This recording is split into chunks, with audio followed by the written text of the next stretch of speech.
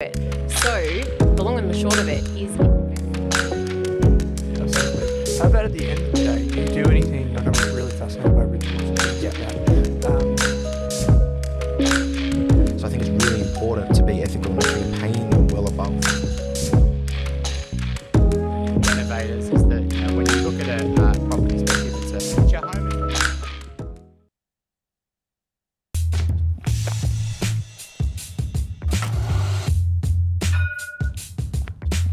Hi, I'm Owen from Rask Australia. Thanks for tuning in to the Rask Network. Before we get into today's show, there are a few things we have to go over. Firstly, what you're about to hear and see is limited to general information only. It's not personal financial advice like you get from a financial planner. Also, it's important to remember that past performance is not indicative of future performance. That means that anything that's happened in the past, or we say today, is not necessarily going to reflect what happens in the future. Lastly, please consider that any of the guests or myself are featuring on this program may have a financial interest in some of the products or shares mentioned. That's enough from me. I hope you enjoyed today's program. Good evening, everyone. If you can hear me, please say g'day. I am recording this from Sydney today. For those of you who may already know that, recording this from the hotel room in Sydney, where I've just stopped back before heading out for dinner. And I hope you can hear me loud and clear. I can see Paul's back again after being here last night for the live show. Ben, can hear you. Thanks, mate. Appreciate that. I do apologize because I'm usually late, as you know, but I'm a little bit annoyed with myself because I just bought this brand new microphone. I'll just grab it. And I managed to buy this brand new microphone for while I'm on the road. And sure enough, with 60 seconds to go, I knocked the microphone off the stand and it broke. So that's $400 very well spent. Pretty annoyed at myself because I also needed that microphone because I'm heading to Indonesia tomorrow, heading over to Bali for about 10 days. And I was hoping to use the microphone over there. So I'm going to try and figure that out for next week's live show. But welcome to Rask Live in any case. I hope you have a wonderful evening here with me, and thank you to everyone that did tune in last night for the Sydney live stream of our Rask Ord Shs A event, the final, number 10, the 10th event of all. So you might be all live streamed out by now, but thank you for those of you that are joining me. Salah, Martin, Robert, g'day. Hello, everyone.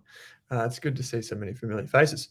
So tonight we're going to talk about a new segment for the Rask Live program. We've been trying this segment out on our Australian Investors podcast, and it's actually proven to be one of my favorite that we've ever done. And it's one that has received probably the most feedback, positive feedback that we've had for many years on any of the segments that we show across the Rask network. And it's probably the one that I enjoy doing the most because we actually get to talk about real investments and we're responding to basically what you've told us to respond to.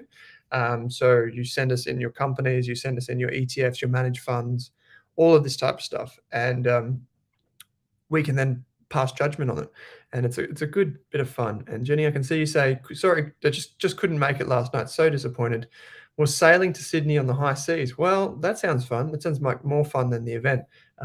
So don't worry, Jenny, you didn't miss out on that much. We will be back again next year, of course.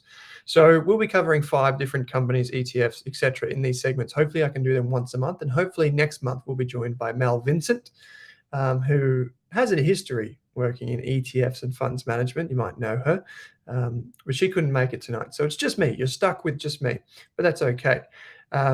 Raptive said, Bali, just came back from there. It is a nice place, isn't it? Indeed, mate. A good place to get away. It's probably cheaper than going to Queensland these days. So hopefully that's true and can have a good time and save some money.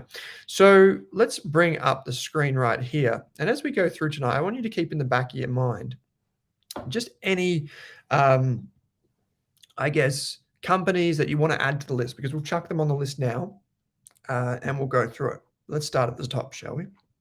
So typically every Wednesday night at 6 p.m, we'll be going live. So if you haven't already subscribed, no matter where you're getting this, if you're on the Australian Shareholders Association, if you're on Rask, or if you're on the Self Wealth YouTube channel, be sure to hit subscribe. It's free and you get notifications when we do go live.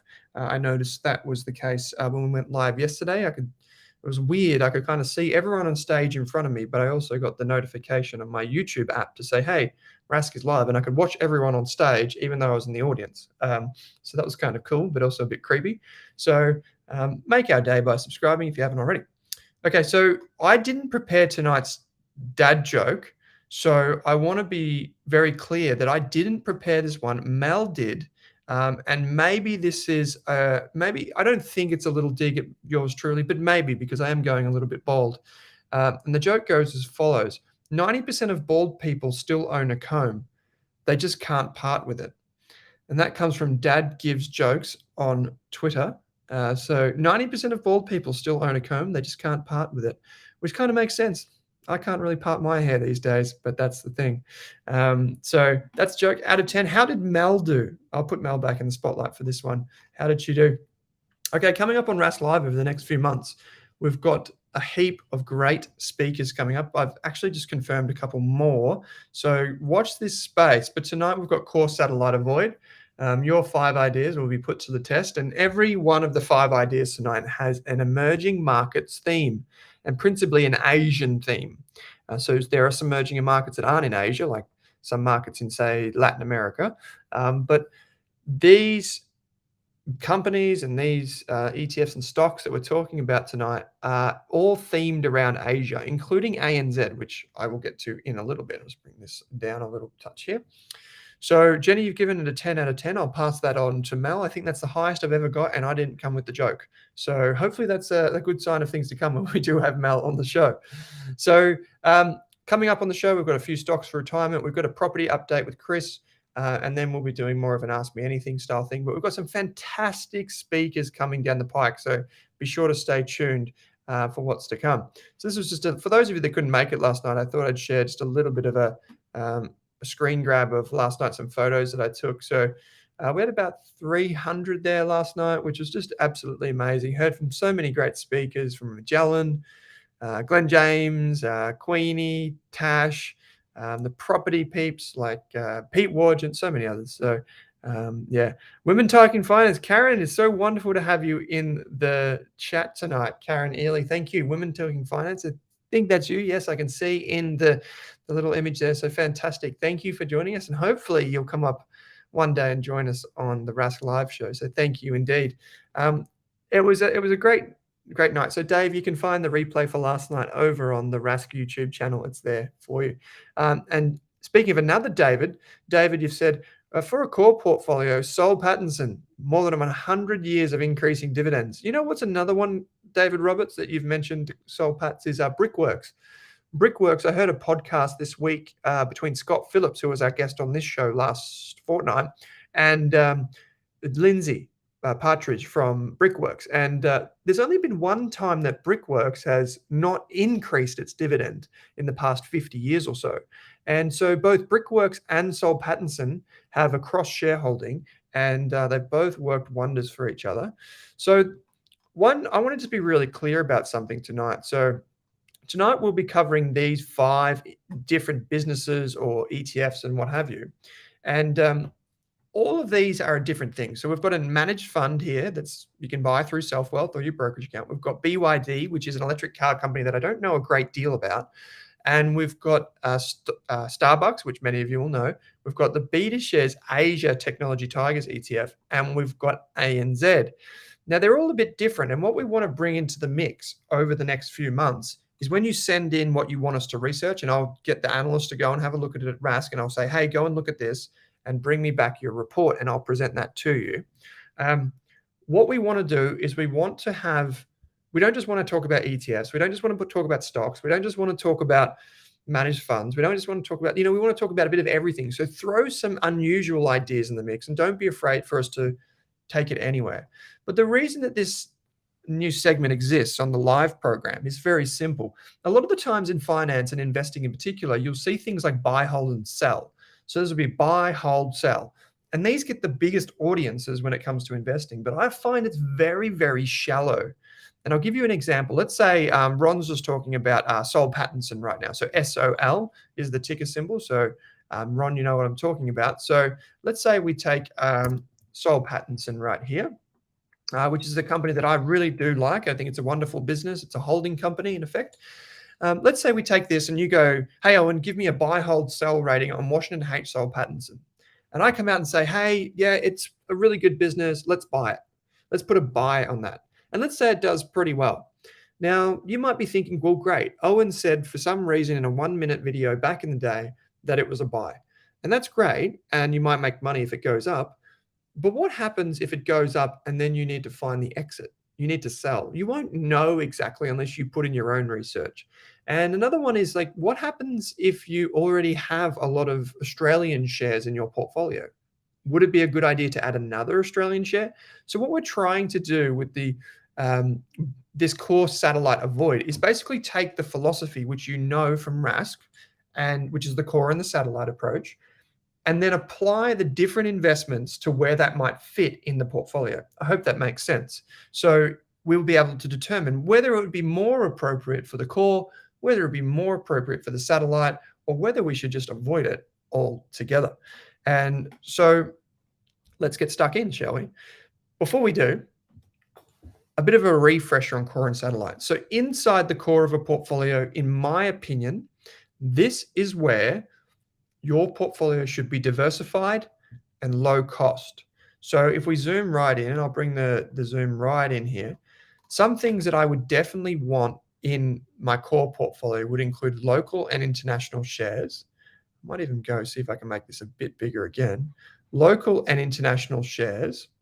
I'd also want to make sure that I've got some bonds in there, otherwise known as fixed interest, and both from Australia and overseas. Maybe some cash in here. I can explain that in a minute, and some emerging markets. This last one here is optional. I would say it's a listed property, so you could invest in property funds like REITs and these types of things. You don't have to do that, and I just put that there as a kind of like a thing that you can see how it would illustrate. Obviously, the green in this chart is to try and show you what would be considered higher risk, and the blue is what would be typically considered lower risk. And in the core here, we have very simple long-term focused investments. But around the outside, in these satellite components around here, you can have a bit of fun. I think that's fair to say. Investing should be fun, because if you don't enjoy what you're doing, you probably never achieve the mastery that you want to achieve. So I would say for the most part, this part of a portfolio could be fun. So we'll try and identify things that could go in there. We might also put in some things that are a bit higher risk, maybe a bit shorter term focus, so like 3 to 5 years. In my opinion, the core of a portfolio should only be 7 years or more, maybe even 10 or 20 years, depending on how long of a time frame you've got. But this shouldn't be mucked around with. When you have a core portfolio, build it once and build it properly. Don't muck around with it. Don't come in with second guesses and you're not understanding why you're making an investment, because this is where the serious money is made. And then around the outside, we have the individual investments. Now I'm just going to hide my bookmarks so we get a bit more space on the page. There we go. That's a bit better. So around the outside, we have a bit more expression. And on the inside, we probably have things that are considered maybe a bit more boring. Let's start off with the Fidelity Emerging Markets Fund. Now you can look this up inside your SelfWealth or whatever brokerage account you use. So you can look it up and you can see that it's available in here. But what you will see is that it doesn't say ETF.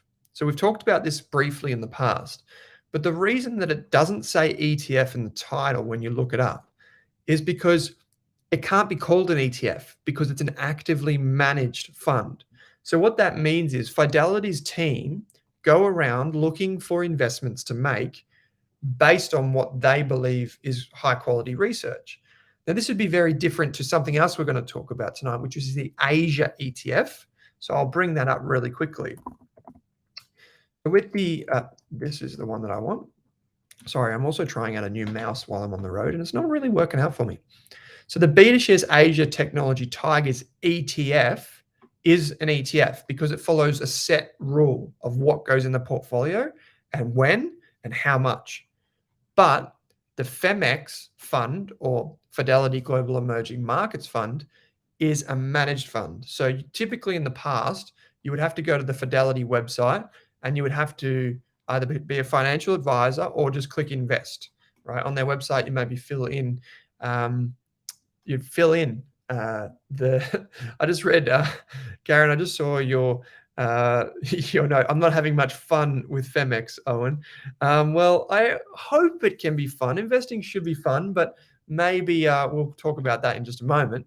But at the end of the day, I think, oh, no sound, says Salah. So can you hear me? Just want to make sure can everyone hear me? Please confirm. Salah, if you can't hear me, I hope that's okay. If not, please let me know in the comments, guys, because it's a bit hard. I can't hear myself, so I hope I'm not going crazy. In any case, so yeah, we can hear you. Okay, great. Salah, it might be a problem with maybe headphones or something like that. Okay, so what we see with this fund is it provides exposure to an actively managed portfolio. So Harry, you said FEMX has been treating me better than IEM. I'll get to that in just a minute. And thanks, Crisp. So the fund has been around for a long time, in fact, since 2013, but it was only put on the ASX in 2018. So if you look at the track record, which is the one that I've put down here, that's for the ETF strategy, when you should also be aware that it's also been a managed fund before that. So you could invest in it before that. You would just need a different way to do that. So the company, the fund has been performing pretty well in that time. And so if we just jump back to the page and we scroll down, where are we? Here we go. So since 2018, the fund has performed pretty good at 9.8% per annum, when the benchmark is 5.43%. So meaning that it's done better than the index by about 4%. Now you might be asking, well, hey, Owen, don't you often say that ETFs and index funds typically do better than most active funds? And that is true. But what we find for the most part is that in emerging markets, so that's like places like China, India, these types of places, is that good fund managers can actually outperform. Now, not all of them, only depending on the studies that you look at, maybe about 60% chance of beating the benchmark over 3 or 5 years. So in a sense, what you end up with is, yes, you should have index funds and ETFs for a big part of your portfolio, but maybe there are certain places where you can invest where you should have a managed fund or an actively managed ETF. And those do exist. And I believe that emerging markets is one of those areas. And I quite like this fund because it's one of the few that are available on the ASX. So most of the good fund managers you can't buy via the ASX or via your self-wealth account. So I can't remember who it was. Harry, you mentioned IEM. So let's just take a really simple example here. And so if we look at IEM is basically, it's just an ETF that uses the same strategy that uses an index strategy, but focuses on the same markets. So if we look at IEM, and I'll bring that up on the iShares website, and I'll bring this up here. Once we're in, we'll be able to see this. So if we look over the past few years, so say we take, this is to the end of September, say we take the 5-year look at it, we can see 1.68% for IEM. And if we go back, make sure we're looking in the same time period. So this is to the end of August, so it's not exactly the same, so keep that in mind. Over 3 years, we've got 4.55. So let's maybe take the 3 years, 4.55. And if we go back to this, over 3 years, we've got 0.26. Now, you could argue and you could say, well, Owen, you're just comparing IEM to FEMX. And there is another one, the Vanguard, available on the ASX, Emerging Market ETF. I think it's BEG, is it? VGE. I always get a bit confused. So we'll just wait for this to load. But basically what you'll see, and I'll zoom out a bit, basically what you'll see is that for these types of like emerging market / Asian ETFs, is you'll find that the active fund has performed best over that time. Now I'll just bring this up. I don't like the chart, I like the table. Thank you, Vanguard. So over 3 years, we can see here the total return is around 3.73%, which for the most part is still decent, better than IEM, but still not that good. Because I want you to remember the reason that you invest in emerging markets is you're looking for faster growth. note to anyone watching this is that 3-year track records for me is really the absolute minimum track record. And remember that past performance is not indicative of future performance. And that's really important because most people tend to underperform. They tend to do worse than their fund manager if they focus on a 1-year return. Like they just tend to chase the performance of last year. That doesn't really work. That's why you see all of the disclaimers say things like past performance is not indicative of future performance. Now, I agree with that statement, but also, while history doesn't repeat itself, it may rhyme. And over the long term, we see that good investors tend to keep doing pretty well, and bad investors tend to keep doing pretty bad if they don't learn. So, Marco, you've said, do you think over time that some stocks are being artificially inflated because they are part of an ETF rather than performing well in their own right? Or are they already on the way up, and that is why they are including in the ETF in the first place? That's a great question, Marco. That's a great question. So I actually answered this question today. I did a workshop here in Sydney. And the reality is, Marco, that most ETFs trade much less frequently than actively managed funds or individual investors. So let's take the Vanguard VAS ETF, the biggest ETF in Australia. That's got the 300 largest shares inside of it. Now, the turnover of that ETF is only around 2% or so. So it's not really that high. That means that of all the stocks inside that ETF, they're only changing 2% of them every year. Now, let's compare that to an actively managed fund. Inside of an active fund manager, typically what you'll see is a holding period. So the average holding period of a stock, anywhere between, say, 6 and 8 months. Now, some studies show that the average fund manager holds stocks for around about 6 months. And so if you think about the turnover or the buying and selling that goes on inside one of these funds, a lot of what happens is actually caused by active fund managers, not necessarily by the ETFs. And so I think the answer is no. I don't think there's a huge problem. And I think what we'll see is ETFs get bigger and they start to do more of the trading in the stock market. I think what we'll start to see is the transactions being netted off. So what I mean by that is, let's say you're the investor here and you're the buyer and I'm the seller. If you click buy, typically what happens is your order is not matched to me. It's typically matched to something called a market maker.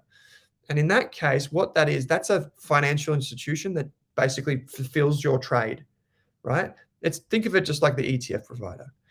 But what we'll see as ETFs get bigger, we'll start to see the baby boomer generation and many of the other investors who have used ETFs for a long time start to slowly sell. So when you place a trade to buy an ETF, it will be matched by a seller.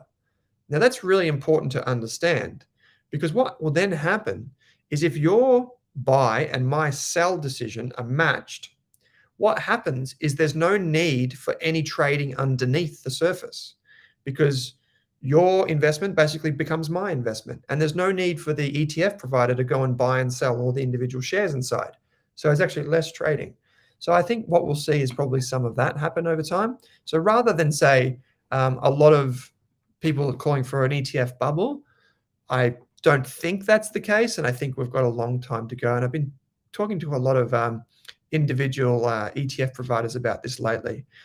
So that's kind of the good news. Now, let's get back to the task at hand, because I've kind of babbled on for a little while. So this fund has a management fee of 0.99%, and that should say per annum because it's every year. So that would be taken out automatically by the fund manager, in this case, Fidelity. It's got $210 million inside the fund that's on the exchange. So there would be more money inside the underlying fund. So I think that was kind of what was being alluded to before. So the next thing down is that the inception, so the performance since inception has been quite strong at 9.8%. So overall, it's a pretty high fee of 0.99% in the modern era for something that's looks like an ETF and quacks like an ETF, but it's not quite an ETF. It's a pretty high fee, but you have to pay for the fund managers, so that's probably fair. It's got a good amount of money inside it.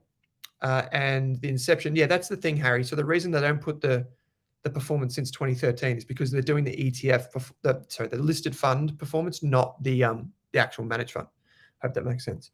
So I quite like the FEMX ETF or fund. I can keep calling it an ETF because I'm about to talk about one of those. But what I want you to keep in mind is typically when, and good question here, Paul, this is going to hit my point. So considering, you say, Paul, that it's a managed fund, is that management fee above average for the industry? So not necessarily. So the average fee for an ETF, so not a fund, but an ETF, is 0.48%. 0.48. So this is effectively double that, but you're not getting an ETF, you're getting an actively managed fund. Now, if you look at fund managers, so active funds in isolation, you're looking up more about 1%. If you're looking at listed investment companies, so they charge fees too. A lot of people think that they magically just do the thing without them noticing, but they charge fees. And those fees are about 0.8, I think it's about 0.87% on average. Now, these are just averages. Some of them are 2%, right, which is very, very high. So Hari Haran, you've asked the question of what fee would you consider is high? I'm struggling. So I'm struggling for this fee right here. Let me explain why in a second. In Australia, I believe that you can now build a core portfolio like this right here. I believe that you can build a core portfolio, and if you averaged out all of the fees inside your portfolio for around about 0.25%. So if you have some Australian shares, some international shares, some bonds, some emerging markets, I think you can make that portfolio for 0.25%. If you go back to last week's show where we talked about building a core portfolio, in that show from Rask Live last week, if you haven't already checked it out, it's available on YouTube. Go back and have a look at it. That would be one of the most amazing shows that you'll watch, even though I'm saying that about the show that I was part of. But seriously, it adds so much value to long-term investors. In that, I basically show you a core portfolio. So I show you exactly what would go into this type of thing. And in that, that portfolio that I've estimated in there, I think the fees for that entire core portfolio are 0.25%. So that's something to keep in mind. So basically the way I treat this, to answer this question, Vishal Gupta, there is no copy of this presentation, but I'm sure we could do something, or you can just take a few screenshots if you want to. Basically the way that I treat this is that I give myself a budget. So I look at my portfolio overall and I say to myself, what is my budget for this portfolio? So how much will I be willing to accept in fees? And for me, I don't really want my core portfolio to cost more than 0.5, maybe a bit more. Like if you think about just the portfolio itself, I don't think you need to, but then around the outside, you could have a bit more. So you could have things that are higher fees. So how do I think about this? Let's get cut to the chase. So if, Paul, you're saying FEMX would be something to consider for a satellite portfolio then? This is the question that we're asking. While the fee is high, I think I'd be willing to put this fund in my core portfolio. Now, this is a work in progress. My analyst team are currently working on this fund. So they're currently working on whether or not this is a good investment. So I don't have a definitive answer. If I could say to y'all, I could say, hey, can I come back and talk to you in 2 weeks' time? I think that would be the update. So ask me on Rask Live in 2 weeks and I'll give you a proper answer. But I would say at this time, I'd be willing to make it part of my core, but I want it to be a small part of the core. I don't think that this should be a large part. I'm saying like definitely less than 5% for this one fund in particular. Maybe a little bit more if you really wanted to push it. But I think for the most part, it can be in the core. For some people, it would be a satellite position. It's obviously not risk-free, so you should definitely seek the advice of a financial planner and read the PDS if you want to know more. So I'm going to label this a core position. Even though the fee is a little bit high, I'd still like it in my core portfolio because I think emerging markets long-term hold potential. I want to quickly clarify something though. I had some notes. Is it this one? I had some notes here. This is from Mel. And I'm just going to go up to show you something. So oftentimes when you see a lot of people talk about emerging markets in China and India and these types of things, I want to tell you something that I think you should remember. So like you see some data that will say like, you know, in the years ahead, emerging markets, China, India, these are the engine rooms of the global economy. All of the growth is going to come from Asia. I want to be very, very clear with you. Just because the economies are growing does not make the stock markets a good investment. So for all of my career, people have been saying China is the next big thing. India is the next big thing.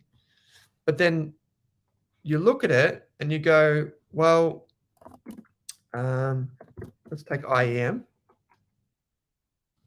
And you go, okay, so emerging markets are the next big thing. Okay, so far so good. Let's put that right beside the US stock market. Let's compare that to the US stock market over 5 years. It's chalk and cheese. The US stock market has vastly outperformed the emerging markets. See if we've got some data going further back. So this is right back to 2008. It's not even close. The so-called emerging markets that are growing fast, not even close to the United States, even the Australian markets, to be honest. So the idea that, yeah, these countries are growing really fast, that's fantastic, but that does not necessarily mean that stock market investors get a good return. I want to be very clear about that. And there are many reasons, but one of the reasons might be that a lot of those countries don't have fully formed stock markets. So there's a lot of government intervention. They don't have their own bond, like thriving bond markets. They don't have good sources of capital. They don't have a lot of outside investment. Oftentimes they're not truly capitalistic, these types of things. So the stock market investors don't always get the right returns. G'day, Benny. Good to see you, mate. Good to see you on the live stream, mate. Great to see you, in fact. All I would say to you is don't think that like the emerging markets, China, India, are the promised land. And don't put it, be very mindful about putting a big part of portfolios in there. Of course, I'm just speaking generally here. I can't give you personal advice. See a financial planner for that. But at the end of the day, I just think for the most part, people get that wrong. And I just wanted to clarify. Okay, let's move on to Dr. Evil. So maybe just as a comment in the chat, can you please tell me, out of 10, how would you rate the coffee at Starbucks? Out of 10. 10 being, my golly, I love Starbucks coffee. 0 being, it's disgusting, I'd never drink it. What would you rate it out of 10? Please tell me while we look at this lovely photo of Dr. Evil from Austin Powers, which, even if you don't like the coffee, you should probably check out Austin Powers. It's a hilarious show. Mike Myers is absolutely brilliant. So Harry's given a 2, Raymond a 0, Anthony a 2, Wendy a 1. Oh, geez, everyone's okay. The highest score so far is Ron's given it a 7. Thanks, Ron. Mark an 8. Mariella's given it about 20 zeros. Karen said never tried it. Harry 2 because it's overpriced and not good compared to the Melbourne Standard Coffee. Susie over on Facebook has given it a 1. Matt's a 2, so 0. Overrated, said Chris. I would say, as a snobby Melbourneite that I am, and even here in Sydney or anywhere, to be honest, all of Australia has absolutely wonderful coffee. I would say Starbucks is horrendous, so I would give it like a 2. But this is the thing, right?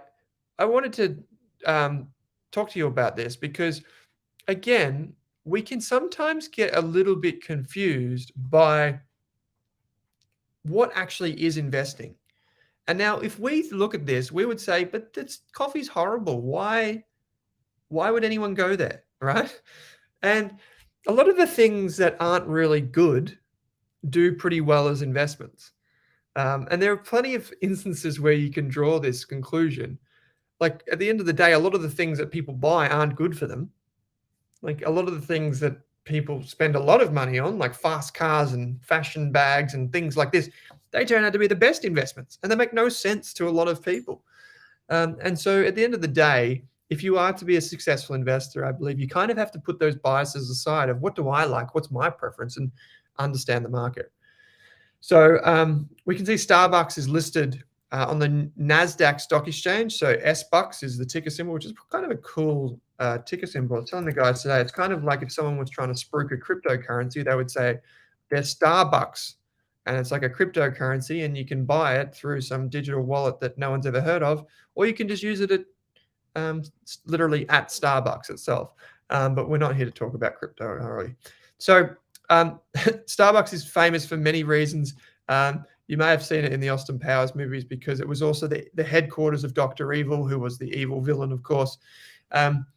Interestingly enough, Starbucks has thrived since it wasn't founded by a guy called Howard Schultz, but it's a business that has thrived with him being there. Then when he left and came back, it did well, and he's left again. The business overall has thrived because of this very simple idea. Under Howard Schultz, he had this view that he always asked people, and this is the narrative that he used. He said, "What's your third place?" So what he meant by "what's your third place" is he meant, where is the third place that you go where you feel comfortable? So the first place would be your home. I hope you feel comfortable in your home. The second place would probably be work, the office. Most people go to work, where they spend a lot of their waking hours. But what's your third place? And for a lot of people, that's the local coffee shop. And so Starbucks basically became this place where people would meet. You get free Wi-Fi. There's a little bit of music. You can go in there, and it's kind of like a bit of an atmosphere where you can spend some time. And so this is where the idea of Starbucks basically came from, was this idea that what's your third place? And it proliferated these coffee houses across America. And so now it's grown throughout the world, and it's probably a tale of two markets. You've got the mature American market, and then you've got the Chinese market, which is definitely Starbucks' growth engine. And so you might remember, Martin, you've said it's home, coffee shop, and then the wine bar. So Paul, you've said Starbucks worked out the average person will only walk 500 meters for a coffee, which is why their shops are everywhere. That's wonderful. I did not know that stat, Paul, so thank you for sharing that. Starbucks is not about the coffee. It's all about the other drinks that they make, Stuart. Yeah, absolutely. I would agree. It's about the user experience, said Chris. And you can actually look at these numbers. So here we've got just a quick one for anyone that might be new to US investing. So you know how we call them annual reports in Australia? In the United States, they don't always call them annual reports. They're called 10Ks. So 10K is like their taxonomy or their way of saying this is what this document is. So a 10K is a version of their annual report, and it's better than our annual reports. But here we can see the number of stores that they have. You can see where they are. So they've got 5,000 stores in China out of a total of 17,000. They've got the UK and they've got Japan as another massive market. You can see how many were opened and closed, and etc. You can see they opened, this is last year's financial report, by the way. They opened 660 on a net basis in China. Huge numbers, absolutely massive. And if we keep going down, now this is a point that, who was saying this just a moment ago? Stuart. So here you can see where they make their money. So this is all just in the annual report yet again. And you can see that most of the money comes from beverages like coffee, those frappes that they make, the tea, all that sort of stuff. Then they make a little bit from food, but then they sell other stuff, like whatever, packaged goods. They sell like those cups, the keep cups and that sort of stuff. A lot of people don't know this, but Starbucks actually makes quite a bit of money from other things, which I'll bring it up. I'll see if I've got it here. Actually, I've got it on my next slide. So Starbucks makes a bit of money because it actually operates under different brands. So they have different partnerships, like with Nestle and these types of things. And so they supply a lot of stores too. And it's a business that, remember a few weeks ago how I said that one of the reasons that the US stock market has done so well is, so if we bring up, say, this, remember a few weeks ago I said that if you invest in the US stock market, you're not just getting US companies that operate in the US. You know, I'm recording this here on an Apple device, a US company, but I'm in Australia. You're probably watching this on a Microsoft device or an Apple device. You're probably watching it through a Google browser on YouTube, Alphabet, US company. And so Starbucks is one of these companies that is on the United States Stock Exchange, but actually earns a substantial amount of money from Asia. And I actually think that this would be a better way for more investors to get exposure to places like China and India and these types of places. You don't have to invest directly in those countries or in an ETF that targets those shares directly. You can invest in developed markets and get the exposure that way. So I think you guys know this, but the rough figure is around 25 to 30% of all money made by America's top companies comes from outside of America. So you're getting some global diversification anyway. And that's why I think that's a good bet. So that's the one. Ron, you've just made a comment. I do like this one. I appreciate it. US reports are difficult and take a lot of time to analyze. You know what, Ron? I might quickly disagree with you there because I actually think they're much easier. And I'll give you an example, right? So let's say you go into an annual report from the United States. You see, wow, it's 144 pages. Here's the tip. Do not read 144 pages. You only need to read about the first 25. So one of the things that the US companies have to do is if you click on business or risk factors here, they have to tell you the risks.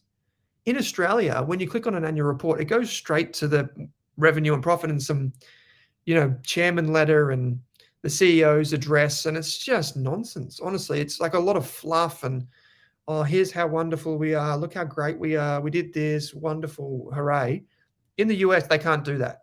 They have to go straight to the risks and tell you about the business, who they compete against, where they operate. And it's a very factual first 20 pages. So I love it.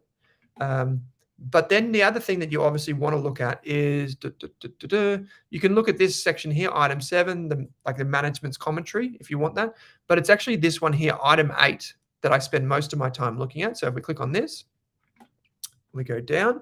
This is all the financial statements. And it's really easy to see how things come together. So I actually prefer it, but I'm glad that you commented that, Ron. So thank you. Okay, so where would this go in a portfolio? There is something I don't have time to get across to you, but one of the things that you can quickly pick up on, if you go Starbucks and you use any type of data thing, like say here we've got self-wealth, but if we go to the balance sheet, I want to show you something that's happening behind the scenes. So people might not know this, but behind the scenes, we can see Starbucks is bringing on more debt. So it's using debt and it's using that debt to buy back a lot of shares. So what that does is that has the impact of reducing the number of shares while increasing the debt balance. And it pushes up the share price. But that can't go on forever. Now, it's not a serious, dangerous risk factor, but it's something that you should be aware of before you become a long-term investor in a company. Is how much debt does it have? And what is the direction that that amount of debt is going? And for me, it's just something that I'm mindful of. It's not something that I'm scared of, but it's something that I'm very mindful of. So you can see it here in total long-term debt. So they've got a bit of debt, and by contrast, they don't have that much cash. Not always the best thing for me. So I tend to just keep that as an idea in the back of my mind.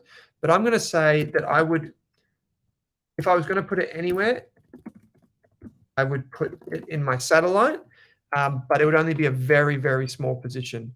And I'm saying very, very small, like definitely under 1%. And it'll be more just to see how it goes over time and build my conviction through time. All right, let's move on because I'm taking way too long for this. So the next thing is Betashares, and I'll be quick here because we talked about emerging markets a lot. So this ETF effectively just takes your money and invests it in technology companies from Asia. And you can see some of the companies over here: Samsung, Taiwan Semiconductor, the world's largest chip manufacturer. You can see Alibaba, Tencent, Infosys, JD.com, etc. The list goes on. Alibaba's in there too. Remember that you can invest in Alibaba via US markets. You don't have to do it directly through China. So that's another thing to keep in mind. We can see the fee is 0.67%. So to answer people's questions about fees, basically anything over 50 basis points, 0.5%. Anything over that, I immediately think this is probably going to be in my satellite. Now, so let's just repeat that. Anything over 0.5% for an ETF, I think satellite first. Now, obviously, you can consider putting that in the core like I did before with FEMX, but I would say that's where it goes first.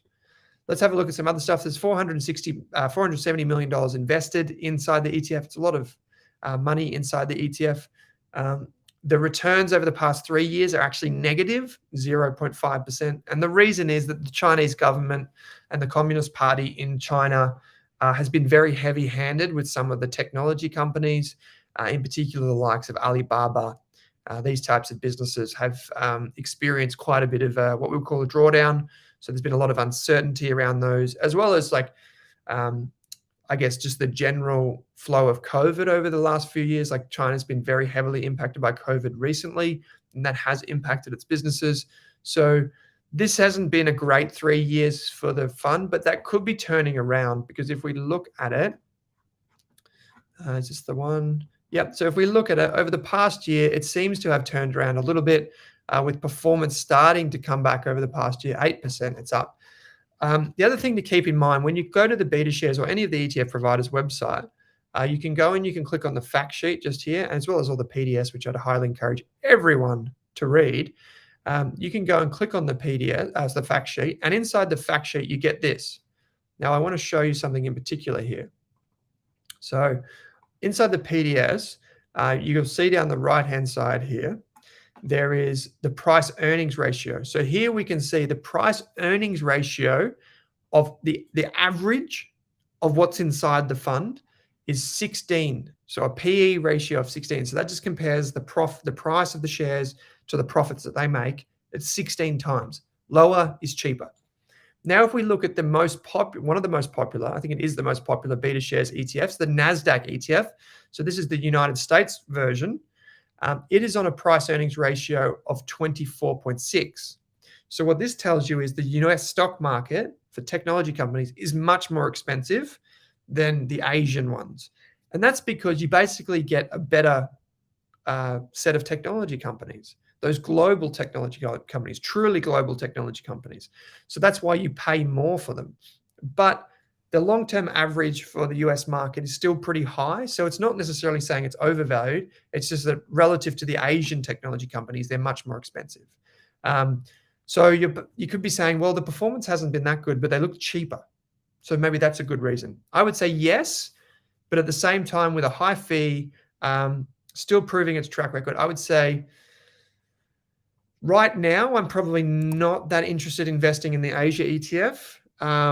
To be honest, it's probably closer to an avoid. But if I'm being generous, it's very small allocation in the satellite. So in the satellite allocation is where I'd be looking to put it, rather than in the core. It wouldn't be a core position for me.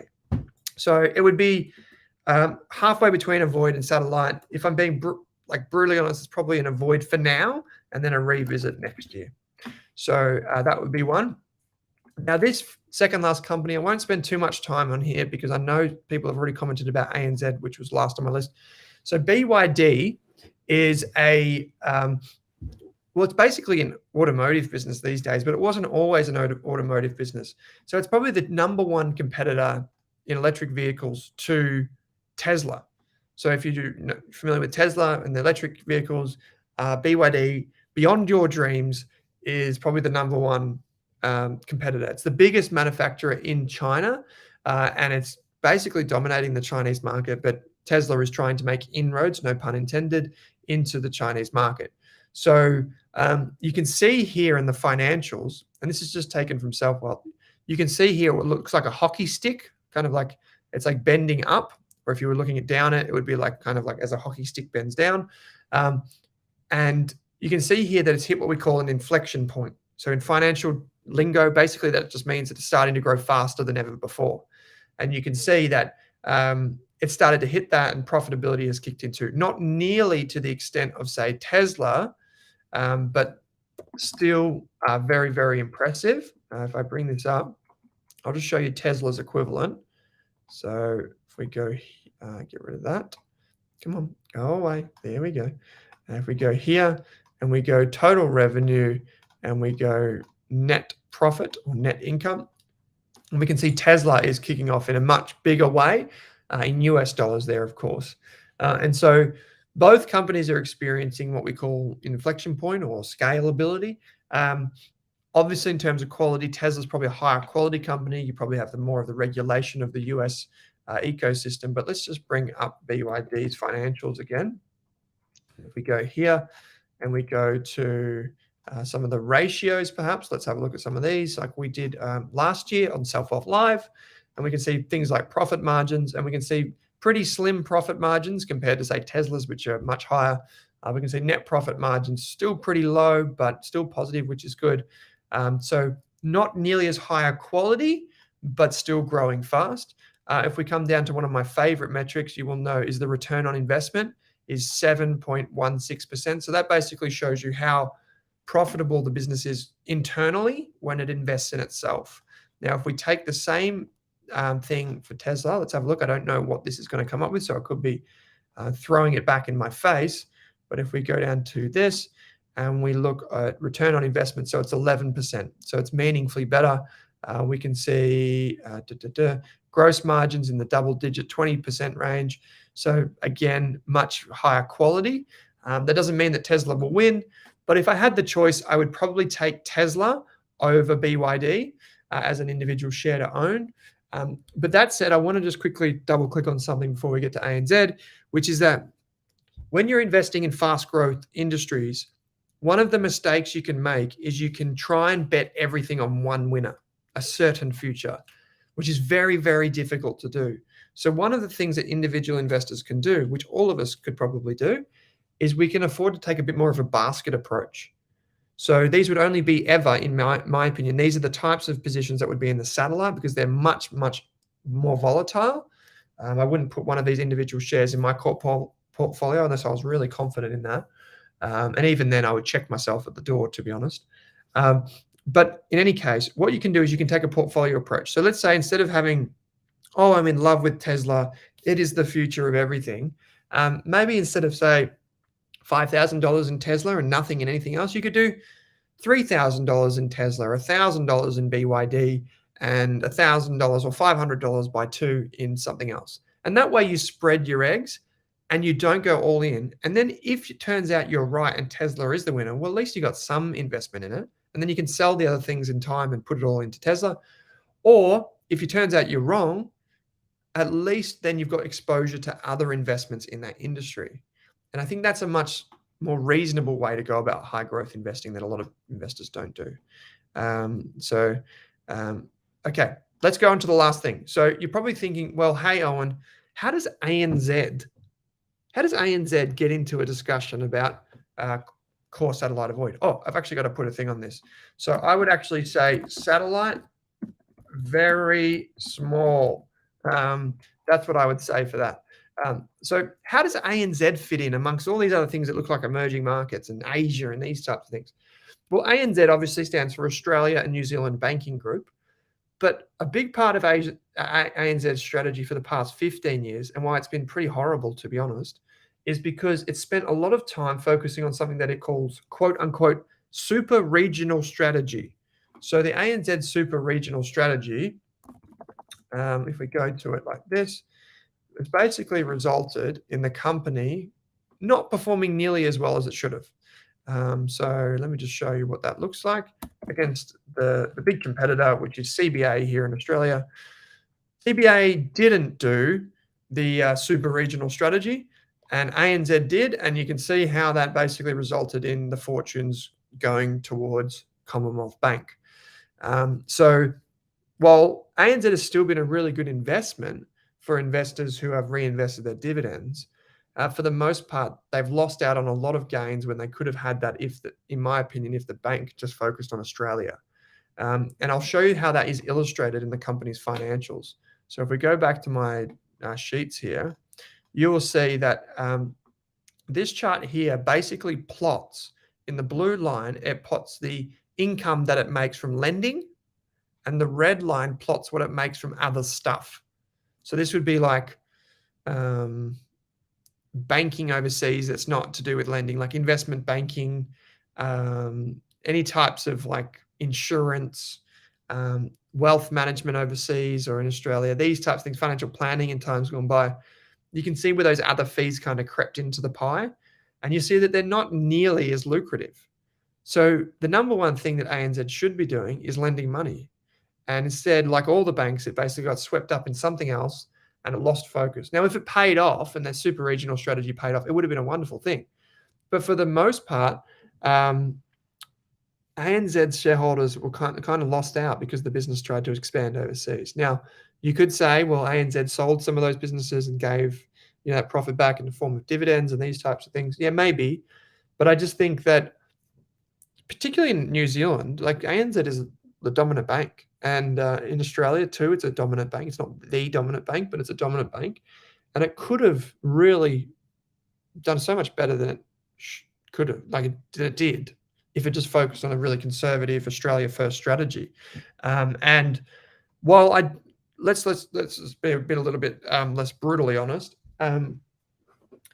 Right now, the shares are currently yielding a trailing, that's last year's, trailing dividend yield of 6%. And a price earnings ratio of 11 times. So it's pretty cheap.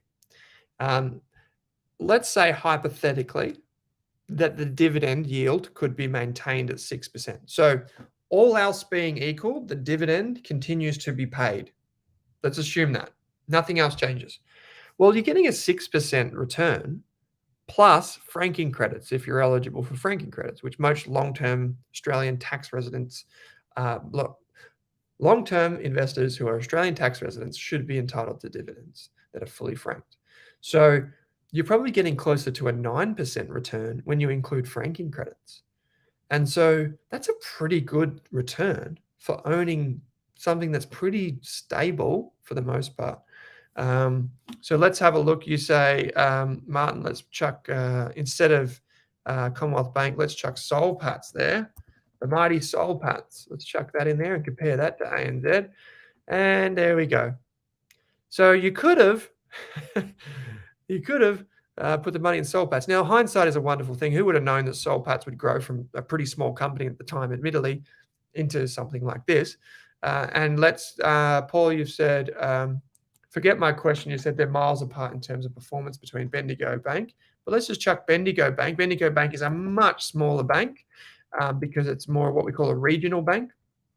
And so we can see here over time, that's not really close. So Bendigo Bank has struggled because one of the benefits that the big banks have, ANZ, NAB, Westpac, Commonwealth Bank, and Macquarie, one of the benefits that they have is they have a different risk management framework. So there's been a special basically rule granted to these 5 companies that effectively allow the biggest banks in Australia to set the risk of their lending in their own way, like within rules, versus the little banks which have to contend with different sets of rules. And so what that means is they can have better lending rates and they can be more competitive on international markets and these types of things. So there is a competitive advantage around these businesses. Let's have a quick look at what analysts have to say about ANZ going forward. So if we go to ANZ and we go to the forecasts, remember to keep in mind that I don't trust analyst forecasts. They're just a guide to what other people are thinking.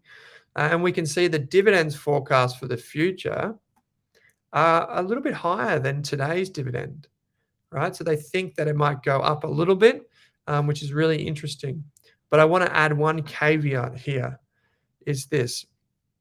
when you have the profits of a bank, also the income that a bank receives from lending or from other fees that they charge, if the bank is at risk of people defaulting, like on their mortgages or small business loans, what happens is those defaults are instantly applied against the profitability. So you can see that on the income statement. So what that means is if the bank think there's going to be more people defaulting on mortgages, which might be a thing, effectively the profitability is wiped out. And that means if the profitability is wiped out, the dividend can be cut as well. So don't think that it's like a guaranteed income stream. So for that reason, I want to just propose something else to you. So say, for example, we're making a decision between a good dividend stock like ANZ and say, for example, an ETF. You can spread your risk rather than investing in one individual share. You can spread your risk to an ETF that spreads the portfolio across many different companies, not just one or two. So probably the best example of that would be, and many of you will know this, I'm going to say it. If you're going to consider investing in a big bank for dividend yield, go and consider an ETF like this as well beside it. So here we go. If we go down to the yield, and of course it's not here. Let's go to the fact sheet, which is, I cannot see that, or portfolio data. Here we go. So this here, we can see if you invest in the VHY ETF, which is an ETF from Vanguard, you get exposure to 76 different companies that pay dividends. They're quite large companies, but the estimated, this is just the estimated dividend yield is 5.78%. And the price earnings ratio is 12 or 13.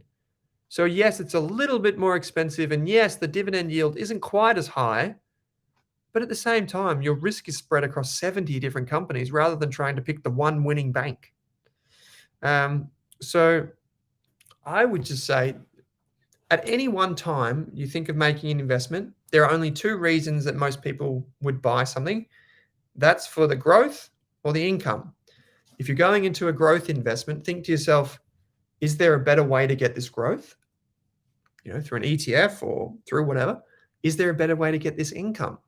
And I think for the last 5 to 10 years in my career, I've been telling people that I'd probably buy an ETF over a blue chip stock for income, because you might get less income in the short term, but over the long term, it's more resilient because you've got your risk spread across more individual holdings.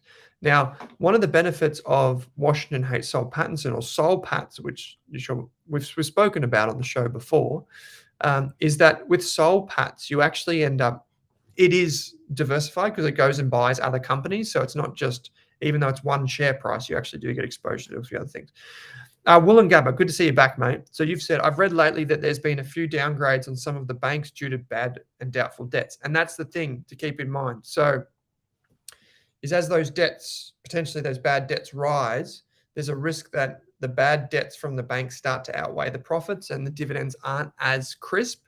Like, for example, in the COVID crash, we saw some of that. Those banks cut dividends, as well as some other companies, frankly. But that's the real risk, is you go into one of these bank stocks thinking, well, happy days, I'll invest in it, I'll get a dividend, but the dividend's cut. So keep that in mind. Robert, you've asked a question. Owen, would you consider VHY, the Vanguard ETF, as part of your core portfolio for planning for retirement years? Yes, is the answer. I would, Robert. I can't give you personal advice. This is just generally for like someone's portfolio in retirement. I would say that yes, some financial advisors use it. So speak to a financial advisor to see their opinion if you do see one. I would consider it, but here's the thing. I wouldn't consider a total replacement for the portfolio, because the dividend ETFs aren't perfect. They're good to tilt a portfolio towards more income, and they're definitely better than picking individual stocks for income, in my opinion. But at the same time, they can be used for strategically balancing a portfolio towards more income. So So chart over my desk list. When this, David, you've said, when the fixed loan expiry peak hits for 4 banks, September 23, 25% in December, March, and you go on to say, yeah, so a lot of the fixed rates that we see from the banks will be rolling off soon. And I think that the RBA's decision to not increase interest rates is a reflection of that they know that people are rolling off their fixed rate mortgages and onto variable rates, and a lot of them won't be able to afford that. Martin, you've said VAS, which is the Vanguard Australian Shares ETF versus VHY. I think the VAS ETF should make up a bigger part of my core portfolio. And that's what we're doing at Rask when we're building these new portfolios is we're putting more broad-based ETFs like VAS alongside any type of income producing thing. Oh yeah, this is a good one, Wollongabba. Thank you for bringing this up. Bank of Queensland report their results in a week, so maybe a good guide to the degree of risk in the other banks. That's a great point. Good one. So finally, we'll end with a quote. And where would I put ANZ? I've got it on my, to be honest, I've got it on my avoid list. It's not because I think it's a bad bank, and it's not because I think that you should sell it. Like, I'm not telling anyone to buy, hold, sell. Remember, that's the whole point of this. But I would just say that I don't need to own it right now. And I'd rather wait for a few months to see what plays out before I consider it to be truly cheap. So we've got ANZ avoid, very small position for BYD alongside some other tech innovators. I'd avoid the Asia ETF for now. Starbucks I could put in my core portfolio. My satellite, but it would be very, very small. And the reason why it would be in my satellite is because every time I go past a Starbucks and I see a bunch of people in there buying horrible coffee, I would think to myself, you know what? I'm glad people don't like good coffee because at least I'm benefiting in some way. And I would consider FEMX, the Fidelity Emerging Markets Fund, as part of my core, but probably as a small part, maybe even in the satellite for most people. But I wouldn't go too heavy into that. So my final quote for tonight is know what you own and why you own it. From Peter Lynch. You've probably seen it before. The book, One Up on Wall Street, is a fantastic book for learning about investing. Investing primarily in individual companies is what Peter Lynch is known for. Great fund manager of his time. Okay, so tell me, guys, what do you think of the core satellite avoid segments on Rask Live? Do you enjoy them? Let me know in the comments because we'll do it again next month and I'll have some guests with me. But also, hey, throw your ideas into the chat. Please throw them in now. ETFs, stocks, funds, throw them in. I was about to say Monique. Not Monique and I. Melissa and I will review them and we'll come up with 5 more ideas for next month, which is great. Danica, thank you for that. Great quote, says Karen Ely from Women Talking Finance. Karen, thank you. It was Mel's choice of quote tonight, and I'm glad she chose that one because I did give away some of those books today and indeed last night at our event, and I was very, very happy with that. Okay, so ETFs, says Colin Moore. ETFs, thematics like hack, says Robert. Chandrakant, you've said 10-year bond has now gone up to 4.8%. Ooh, it is indeed at 4.8%. And what that means is that I think if interest rates slow down globally, bonds are back. To put it as it was said to me recently with the Betashares team, bonds are back, baby. And I think that's I think now is the time to start considering bonds in a portfolio. I think it's great. Colin, you've got AAA. AAA is the ETF. Haran, you've said advice which ETF / index funds / shares to invest in. So we can't give advice on which ones to invest in right now for any one individual, Haran. But what we can do is we can do core satellite avoid next month. So be sure to subscribe and we'll be back. We're back every week, every Wednesday. Mike, you've said hate ZN, Horizon Oil paying a huge dividend. We can chuck that on the list too. JV, definitely for the core satellite avoid is really informative. Thank you. Thank you. Okay. Francis, you've said, are bonds the reason why the market is so down today? Yeah, so basically it's interest rates and the economy is my crystal ball gazing explanation. So that would be what I say. Thanks, dudes. Another good one, says Benny. Thanks, mate. David, you said, considering an ETF due to getting ridiculously hard to pick winners in small caps. David, hold that thought. You know what? I agree with you. ETFs are wonderful. But also, I think small caps are wonderful too. So, you know, we don't know. The past is only a very rough guide to the future. We don't know for sure, but I still think there are many small cap companies in Australia that while they are in the doldrums now, their futures are looking bright. So that's one. BGBL says, Neil, that's a good one. I like it. All right, guys. Thank you so much. Mr. Morkrat, you've said quite the presentation. Thank you. Thank you so much. We'll be back next week. Don't forget to check out the back catalogue of Rask Live.